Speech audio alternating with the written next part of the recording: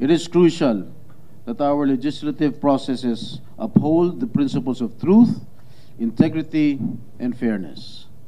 Allowing the dissemination of false information and fabricated narratives not only undermines the credibility of our institutions but also jeopardizes the pursuit of genuine justice and accountability.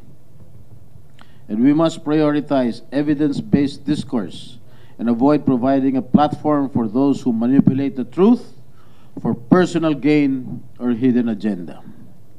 By carefully distinguishing between fact and fiction and maintaining a commitment to truthfulness, we can ensure that our legislative hearings serve the best interests of the Filipino people.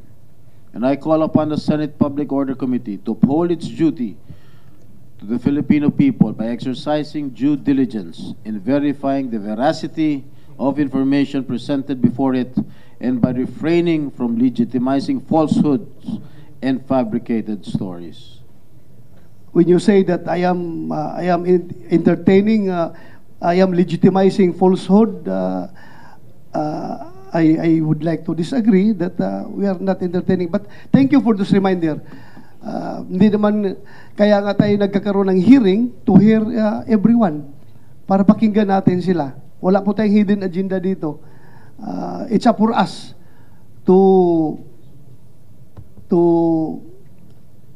evaluate yung mga sinasabi lang kung totoo ba yan o hindi.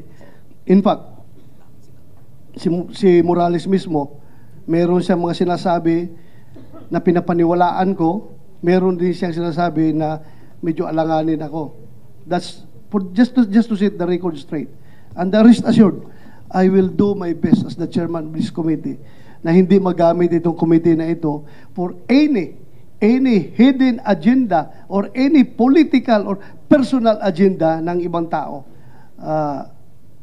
Tataya ko ang buhay ko dito sa hearing na ito as far as objectivity and neutrality is concerned.